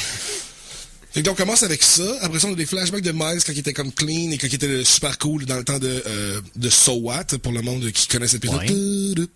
Ça, c'est une pièce complètement parfaite. Mais donc, ça, c'est après. Donc, on commence le film après ça. On a des flashbacks de So What. On a des flashbacks de avant So What. Il y a Ewan McGregor qui fait un journaliste du Rolling Stone qui devient comme son ami pendant un petit peu. Mais c'est un peu plate. J'écoute le film, puis... Mais y a-tu de quoi qui est arrivé dans sa vie qui fait qu'on fait un film sur toi ou c'est seulement qu'il était populaire? Ben, puis, je pense que c'est plus le personnage qui est intéressant pour les gens qui le connaissaient. Ben, qui le connaissent. Honnêtement, je sais pas s'il est mort, Miles Davis. Je pense pas. J'ai aucune idée. J'ai sincèrement aucune idée. Je vais faire comme si c'était encore vivant.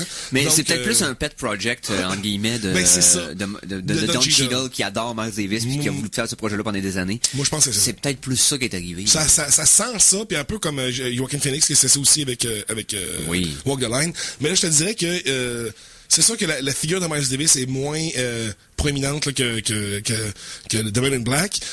Dans le sens que, tu sais, si tu fais un musicien qui est un peu moins populaire, c'est sûr que ça pourra pas faire un film qui va ou qui avait peut-être pas une personnalité qui était à l'avant-plan de son personnage de scène. Exactement, tu sais. Je veux sais. dire, Johnny Cash est un personnage plus grand que nature. Ouais. Ray Charles, pareil, pour Ouais. les films qui ont été faits. Ali. Dans les biographies, ça prend un personnage comme ça. The Doors avec Kilmer, etc. Exactement. Donc, Miles Davis est décédé en 91 à l'âge de 65 ans. On est en retard.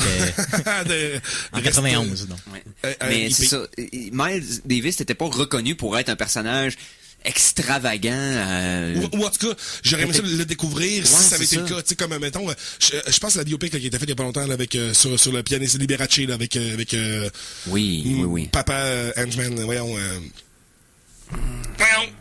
cerveau, c'est pas grave. On sait qui on parle, hein? Non. Basic Instinct, là. Voyons. Michael Douglas. Merci! J'avais sa face dans la tête. Je le voyais de tous les fans. Ouais, donc, Michael Douglas, qui faisait Liberace, qui était un personnage complètement exubérant. Et tout ça, c'est assez intéressant comme biopic, même si je connaissais pas le gars, puis j'étais pas intéressé par le gars. Là, au contraire, j'aime la musique du gars, j'étais un petit peu intéressé par sa vie. C'est comme rien passé, vraiment. Okay, oh my God. Ça prenait rien, il fallait que je voie ça pour comprendre le gars. Non, mais c'est pas grave, j'étais content de voir le film quand même. La musique est bonne pour le monde qui aime la musique sociale. Je recommande quand même parce qu'il y a beaucoup de place à la musique dans le film. Vraiment, beaucoup. Ça, c'est le fun. Il y a vraiment des longs segments de 2, 3, 4, 5, 6 minutes que c'est vraiment une pièce qui joue complet du monde qui regarde quelqu'un jouer. Donc, ça, c'est intéressant. Wow, ça, je vais vraiment l'écouter juste pour cette partie-là. Ça m'intéresse vraiment. Oui. Ça m'a donné envie de réécouter du Miles Davis. Je suis pas un si gros fan, mais ce que j'ai aimé de lui, c'est toujours aussi bon.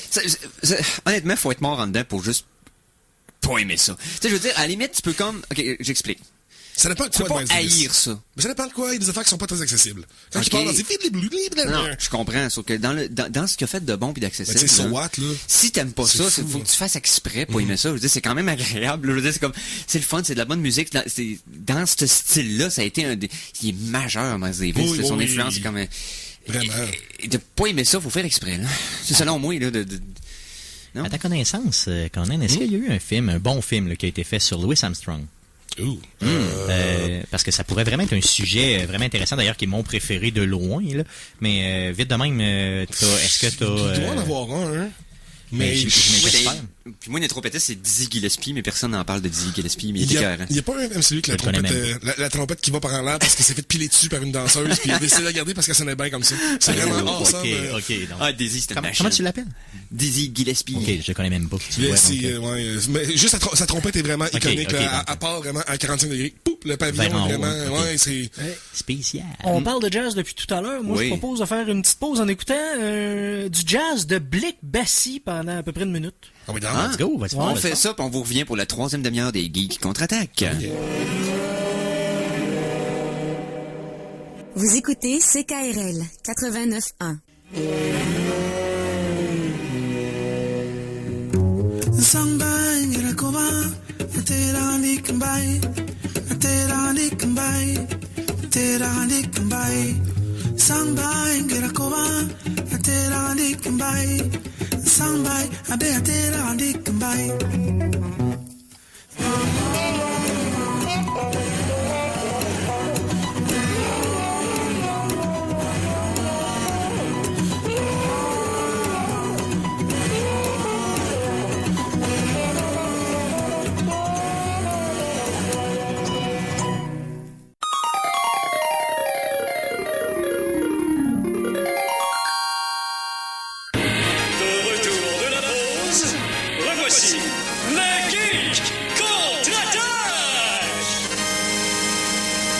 Et nous sommes de retour pour la troisième partie de l'émission Les Geeks qui contre-attaquent. On va poursuivre la chronique cinéma de Monsieur Conan Arsenault avec le deuxième film qu'il a vu cette semaine. Oh yes. Puis d'ailleurs, pendant la pause, on parlait de quelque chose. Je veux rectifier là-dessus. Kenny G, là, il est awesome. Cool. Non, mais pour de vrai, Kenny G a un record de la plus longue note soutenue au monde. C'est vrai? Ouais, et c'est lui qui a 60 minutes, il a tenu une note avec la respiration continue. 60 minutes. 60 minutes. Ouais.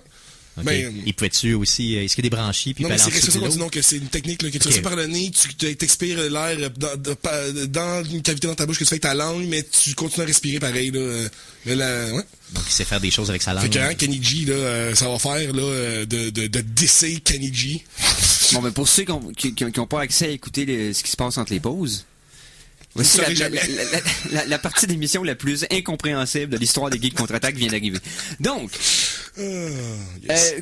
Donc, bon. ta note finale, dans le fond, on parlait du The film Miles tout à l'heure. Ahead, c'est un fa-dièse. Un fa-dièse. Sa note! Oh, ok. Ouais. Qui équivaut à quoi sur 5? Sur 5 ou sur 10? Sur 5. Non, merci Mike. Non, je dirais, c'était quand même honnête comme film. C'est un 6.57 sur 10, là, quand même. Il y a rien de mauvais dans ce film-là. Il y a rien non plus de brillant. C'est un peu ça le problème. Il y a rien qui sort du lot, mais il y a rien qui me dit, plus jamais. Je le réécouterai. Ok. Maintenant, là, t'avais un film à plus grosse envergure, un film qu'on a parlé depuis quelques mois, un des deux films qu'on jugeait important dont l'impact allait être important cette année. On en parlait dans l'émission qu'on a faite ensemble, moi et Stéphane, dans le fond, quand on parlait des films de jeux vidéo. C'est-à-dire, tu as vu Warcraft. Ah oui. Donc, là, nous, on en a parlé sans l'avoir vu. Maintenant, au lieu de parler à travers notre chapeau, comme on a fait... On a parlé en impression, par impression. Exact, par impression, c'est ça. Là, on va y aller d'expérience avec notre pro de cinéma. Donc, Conan, Warcraft, on a pensé quoi? J'ai aimé ça. J'ai aimé ça. J'ai été surpris. Moi, c'est sûr que je partais un peu avec un billet positif dans le sens que j'étais content de voir la high fantasy qui était pas du Lord of the Rings. Donc, déjà là, moi, on partait avec un point partant. Je suis pas un si gros fan de Warcraft que ça. Est-ce que tu as joué au jeu? J'ai joué beaucoup 1, 2 et 3. Donc, les RTS à l'époque. Ouais, c'est ça, exactement. J'ai pas joué à World of Warcraft du tout. Okay, je pense que c'était plus basé sur World of Warcraft. Je parle les échanges entre les personnages, le film où c'est vraiment basé sur le monde en général. Je connais tellement pas le lore, si on veut. Je sais que c'est un monde en général, là, mais... Mais j'ai l'impression que c'est plus l'histoire des jeux RTS. OK. J'ai l'impression. OK. Parce que dans le fond, l'histoire, c'est que il y a une gang d'orques qui viennent dans Azeroth s'installer par un portal. Et puis parce que dans le fond, le chef des orques il est avec les Undead. Est-ce que ceux qui font de la avec les nécromanciens. Les Fallen qu'ils appellent, je pense, okay. là-dedans. Je sais pas si c'est le même nom que dans donc les orques sont assujettis par les Fallen qui, eux, doivent avoir plein de bioénergie pour faire leur méga portal pour aller sur Azeroth pour wrecker tout le monde. Donc, les orques se pointent sur Azeroth. Mais parmi les orques, il y a quand même des factions d'orques. Tu sais, c'est un peu plus l'orque est vert, moins il est gentil, là, donc plus il est foncé, disons. Ouais, c'est comme mais c'est que plus Orchestra racism. Ouais, c'est que plus qu'ils sont verts, plus qu'ils sont proches d'être fell, dans le fond, plus qu'ils sont possédés par l'esprit des démons qui est comme tout vert, là, dans le fond, dans le Underworld, là, fait que alright. Donc on suit entre autres une gang d'orques qui eux veulent pas être assujettis par les fells, mais ils veulent juste s'en aller de leur monde parce que leur monde est mort de toute manière. Ils veulent juste s'installer à Azeroth puis chiller avec le reste des humains. Les humains, de leur bord, ils essaient de savoir qu'est-ce qui se passe, puis l'histoire est un peu... Il y a beaucoup de personnages qui ont des... je vous dirais que c'est ce que je me souviens de l'histoire. En gros, là, les humains savent que les orques veulent s'installer, puis décident... Puis ils savent aussi qu'il y a les orques gentils, puis ils décident de sauver les orques malgré eux. Une des impressions que j'avais eues en lisant les critiques à l'époque, tu me diras s'il y avait raison, c'est que les personnages orques sont beaucoup mieux bâtis et amenés que les personnages humains. Les personnages humains sont comme des cartons. Sont comme des coups de carton vides, alors que les personnages orques ont beaucoup plus de profondeur. Est-ce que c'est vrai? Ouais, pas mal. On passe plus de temps avec les... mais c'est parce qu'on passe plus de temps avec les orques tout court. Vraiment, donc c'est plus... le chef de la tribu est un bon chef, c'est un chef respectable. Les orques sont très, très un peu comme les prédateurs dans le sens que c'est très, très l'honneur en premier. Et puis, tu sais, même si quelqu'un fait de quoi, à un moment donné, il y a comme des batailles entre chefs. Parce qu'il y a comme un dit, non, c'est moi le chef, non, c'est moi, puis ils se battent, puis tout le monde respecte un peu la décision qui se fait pendant le combat. Donc c'est un peu comme les dans Star Trek, là, les Klingons. Les Klingons. Donc, c'est un peu comme des Klingons. Ça, je trouve ça bien pour ça. Les humains, c'est les humains, là, c'est des hommes en armure. Mais tu sais, le roi, ce que je trouve très drôle, le roi est joué par Dominic Cooper, qui joue Preacher. Oui. Et puis, la femme du roi est jouée par Ruth Negga, qui joue Tulip dans Preacher. Donc, les deux acteurs font un couple dans une production qui était avant. J'ai envoyé un tweet à Seth Rogen, il m'a pas répondu.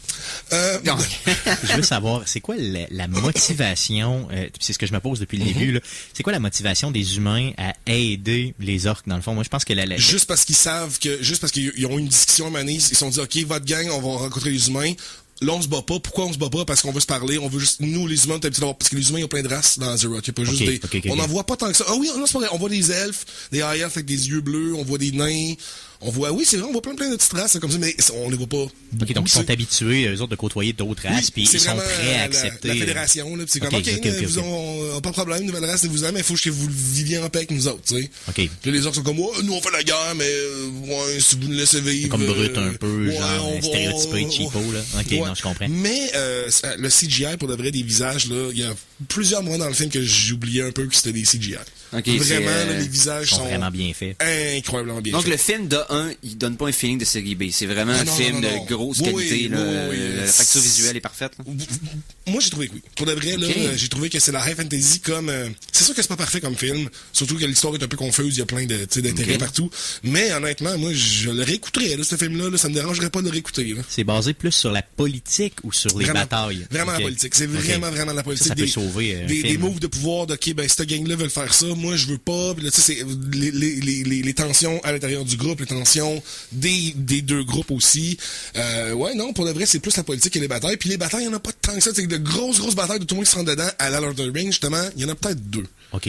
Puis ils sont pas interminables, j'imagine. Ils sont pas interminables, mais c'est parce qu'il y a comme un petit problème, là. C'est parce que, tu sais, au point de vue de la musique, Lord of the Rings a tellement été intense que c'est vraiment comme les cuivres représentent comme Lord of the Rings maintenant. T'entends comme un track épique qui s'entend là, c'est sûr que tu sais, tout de suite, c'est Lord of the Rings. Donc là, ils ont décidé de faire une orchestration vraiment différente, vraiment quasiment juste des cordes. Donc ça donne un peu moins épique aux batailles. Okay. Mais c'est pas très grave. Moi, je te dirais, exemple, j'associe maintenant le corps français, OK, le cuivre, à les films de Conan. La façon que Basil Pulveris les utilisait dans ses tunes, j'entends un corps français, c'est comme j'entends Conan tout de suite. Ouais. Mais tu sais, de s'approprier un instrument puis de le rendre partie intégrante, un peu comme le genre de on s'entend que c'est ça d'Inception qu'on entend dans plein de films, mais c'est le Hans Zimmer sound qu'on associe à ce genre de film épique là. Je te dis qu'il y a un peu ça qui manque. Ça aurait pris une traction un peu plus épique là, justement, mais je te dirais que c'est le seul moment que je l'ai remarqué. Donc, ça veut dire que le reste du temps, ça marche sans problème. C'est juste ce moment-là, j'ai comme, pourquoi on entend des violons quand il y a une grosse charge de... Mais c'est pas grave. Il y a un de mes bouts que c'est vraiment mon bout que j'ai adoré. C'est un petit détail. Le chef des orques, il fait une espèce de magie qui il drain life, dans le fond. Il met sa main, comme il y a une espèce de truc blanc qui sort, puis là, la personne, elle vient toute vieille, desséchée, puis là, lui... Il est comme puissant. Ouais, voilà. Puis il y a une conversation avec ce personnage-là, puis il y a un autre chef orc. Le personnage, le chef orc magicien, il y a à côté de lui une espèce d'esclave, tu sais, qui est là, tu sais, enchaîné. Puis quand il parle, puis il y a des frustrations, il pogne des puffs dessus. C'est comme, ouais, non, cette affaire-là, ça se passera pas bien. Fait que là, vous allez là-bas, pis tout ça, il s'en sort vraiment comme une cigarette. J'ai trouvé ça tellement brillant, là. C'est malade, cette scène-là. Il parle, puis il est fâché, puis il pogne des puffs à son petit esclave. Il vapote un esclave. C'est carré. Ça, cette scène-là, pour de vrai, j'ai trouvé ça brillant. Brillant. Fait que c'est ça. Donc, overall, là, pour de vrai, Warcraft, j'avais peur. C'est sûr que c'est pas... Je me dis pas comme, wow, ça en prend d'autres.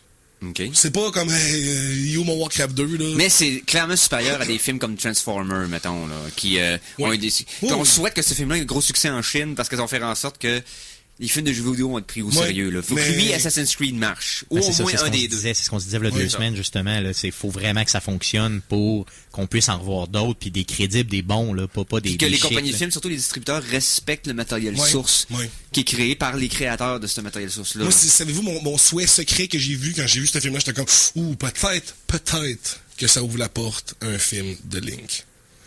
Zelda. Je veux dire, moi je vois ça, puis après je me dis, oh my god, un film de high fantasy avec, tu sais, avec Link, ce serait... Puis l'idée, c'est que tu peux faire n'importe quelle sorte d'univers de Link, dans le sens que c'est les 3 figures de la Triforce. Dans chaque univers, il y a une version de ça. Donc, tu peux créer ta propre version de Zelda, qui est pas rattachée au jeu nécessairement, mais qui est dans lequel tu as les 3 figures de... Il y a une embûche notoire, par contre. Ah c'est que Link ne parle pas. Donc, il a jamais parlé dans aucun des jeux. Et, il crie pourtant. Il peut parler, il choisit juste de pas parler. Je sais pas s'il peut ou il peut pas parler, mais je sais qu'il crie quand il fait des roulades, il fait des mais il ne parle pas, donc il n'y a jamais de dialogue avec personne. Donc, ça rend un peu, disons, les échanges dans un film. Oui, mais tu pourrais avoir une petite fille qui suit partout, fait comme hey, ça pourrait être bon. Pendant 2h30 de temps, ça pourrait être très bien. Quelque chose que j'ai trouvé vraiment un gros côté positif par rapport à Warcraft, la magie dans ce film-là a l'air enfin d'être badass. C'est rare qu'on voit dans les films des films fantasy un magicien que tu dis j'aurais peur de... Non, là, de la manière que la magie fonctionne et tout, ça marche, c'est impressionnant. S'il y a comme juste un mage dans la gang, gros palais, tu sais, il va pouvoir faire des choses assez intéressantes. Okay. Donc, la magie est le fun dans cet univers-là, c'est le fun de voir ça. C'est pas juste des gens de Gandalf que tu le sais qu'il est fort, mais qui a jamais rien fait. Non. Dans le fond, c'est ça, c'est un peu ça. Je sais pas si vous avez ce feeling-là avec Gandalf, là. Ouais, ben, je le sais qu'il est fort, là. Il est vraiment fort, mais... Il y a beaucoup de ride sur sa réputation, plus que sur ses actions. Il y a un cheval blanc, il y a un méchant beau cheval, par exemple. Ouais. Il est beau, ce cheval-là. Shadowfax. C'est ça. Gris-poil, en ouais, c'est ça. Gris-poil. Donc, Mister, combien de... Sur 5 ou sur 10? Ben, peu importe.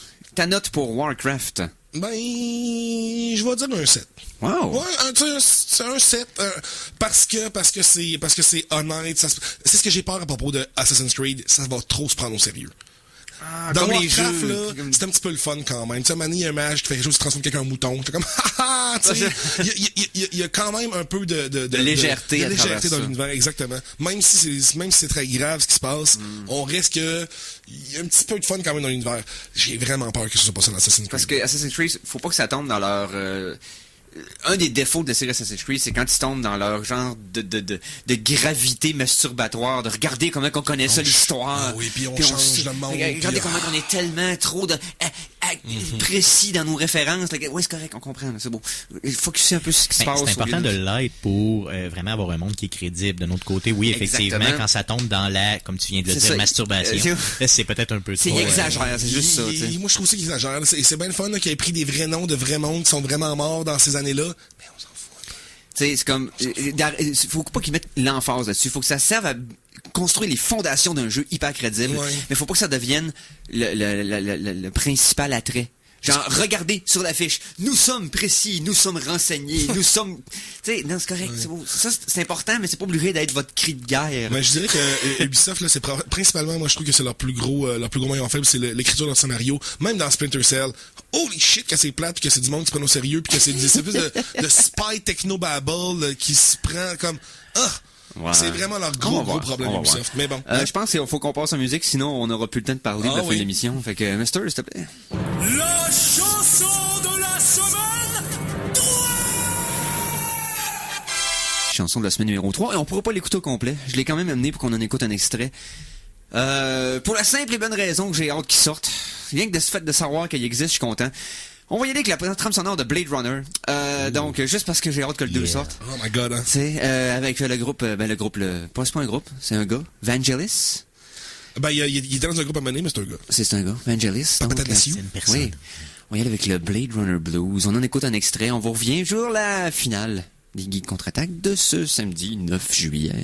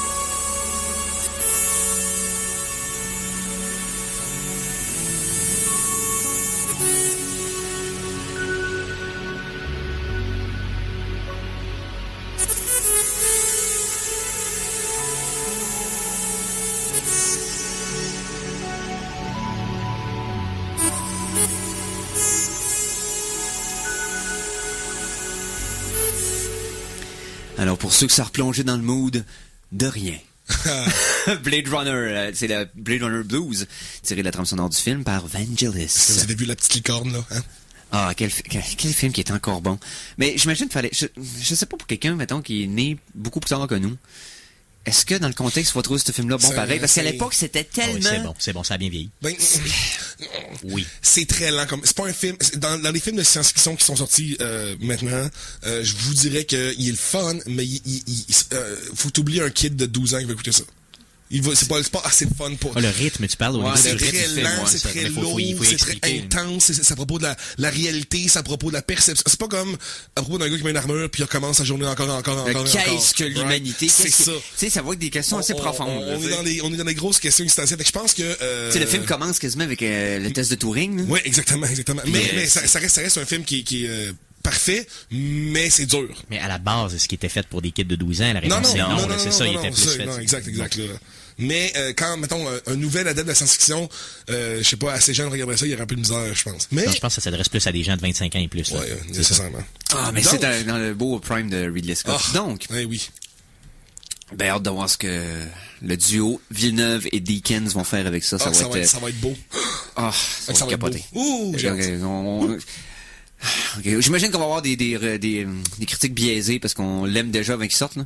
Mais peu importe. Donc, parlant de biaisé. Oui. Moi, je vais adresser quelque chose cette semaine pour terminer l'émission. Et c'est-à-dire la fausse controverse, selon moi, autour du remake du film Ghostbusters qui va sortir dans les prochaines semaines. Il y a des gens qui l'ont vu en avant-première. Il y a des gens qui ont refusé de le critiquer à cause des bandes annonces, à cause du mauvais statement qui est sorti. Et la grosse controverse était autour du fait, supposément. Et c'est là que moi, je veux m'attaquer à ça. La controverse, c'est supposément le fait qu'ils ont fait un casting féminin, qu'il y aurait du monde sur Internet qui sont contre ça parce que c'est un casting féminin. Et là, le débat, genre, vous êtes tous des misogynes, nanana, devriez accepter le film pour ce qui est, le kit. Puis c'est une bonne idée. Et moi, je regarde tout ça aller, ce beau gros... cette tempête dans un verre d'eau-là, et je me dis, on passe à côté du vrai problème du remake de Ghostbusters, qui est, on n'aurait aucun problème que ce soit des filles, des gars, des chiens, des mops qui parlent. Le problème, c'est pas que ce soit des filles. Le problème, c'est que les filles ont été placées dans un contexte où le script est mauvais et le film a pas l'air crédible parce qu'il y a l'air en green screen, même pour un film de 2016. C'est un mauvais film dans lequel ils ont casté les filles, les gars de Ghostbusters en filles. Mais c'est pas à cause que ce sont des filles qui est mauvais. Il aurait mis n'importe qui dans le même marketing et tout ça, ça aurait été la même réponse. Mais par contre, il y a un argument qui vient comme contre un peu ce que je dis et qui vient comme un peu mettre la nuance à ça. C'est que une raison pour laquelle le script est supposément mauvais, et ça, c'était comme donné en indice dans les bandes annonces. Pour ceux qui n'ont pas apprécié les bandes annonces, c'est une raison qui était comme refroidissante un peu pour l'anticipation. C'était que on semble capitaliser sur, parce que c'est des femmes. Le film passe son temps à bâcher sur les hommes. C'est-à-dire que les personnages masculins sont soit rudes, idiots, primitifs. Et ceux qui ont vu le film, on révélera pas on ne divulgagera rien, ok? Mais paraîtrait que ça finit avec vraiment on voit des coups d'un gosse, puis des gars qui se font émasculer, ça va puis être poche. c'est vraiment... On élève la femme en descendant Ouais, l'homme c'est dans le vraiment fait. ça. Et c'est une méthode cheap de mettre en valeur un cast féminin. C'est ça qui est triste, c'est que dans le fond, ça aurait pu être excellent. Des personnages féminins là, qui sont, entre guillemets, badass, là, qui inspirent la crainte, qui inspirent le respect. Il y en a eu dans le cinéma, il y en a eu récemment. Vous vous souvenez d'Edge of Tomorrow? Oui. Full Metal Bitch. Emily Blunt, elle fout la chienne dans ce film-là. Et c'est pas fait de façon cheap, c'est fait de façon crédible. Il y a façon de le faire. Mais on dirait que les scripteurs, pour être safe, ont voulu s'adresser à une clientèle qui était pas les fans du film. Ils ont dit, OK, il y a les fans de Ghostbusters et il y a tout le reste. On va marketer vers tout le reste. Ceux qui n'aimaient pas le film. Pour essayer de les amener à ça. Et là, tous les clichés, tu peux dire. Et puis les Américains, ils ont un problème avec le fait que l'actrice noire qui incarne l'équivalent de Winston Zedmore. Je sais plus son nom, mais Je ouais. sais plus son nom non plus, ok. Winston, dans les films originaux, ok, était le gars normal parmi les scientifiques. Et il fallait qu'on y explique à lui, entre guillemets, le public, Ouais. les termes scientifiques pour qu'on comprenne ce qui se passe.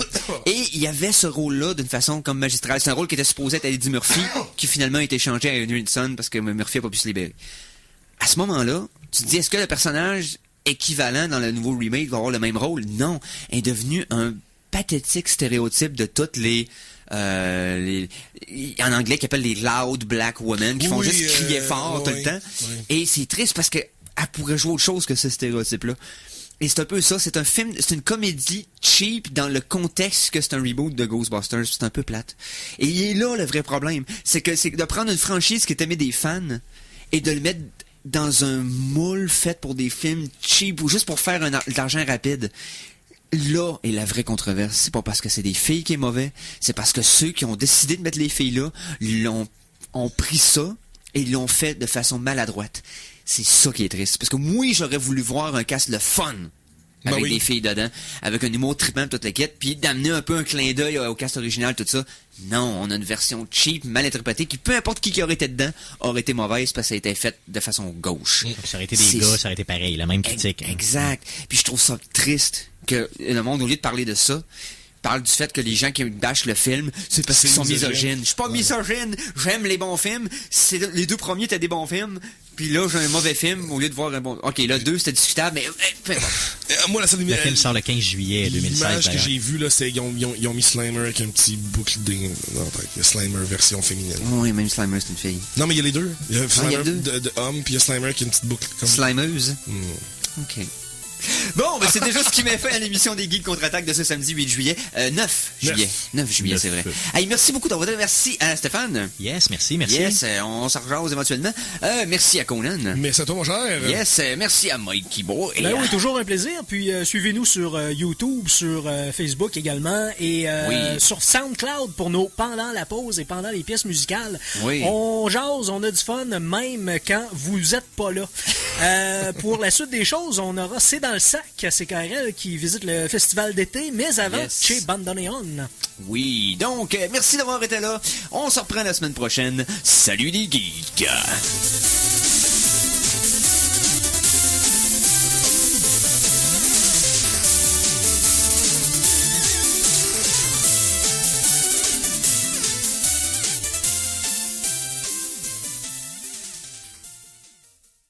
Téléchargez l'émission Les Geeks Contre-Attaque sur ckrl.qc.ca ou abonnez-vous à son podcast sur iTunes.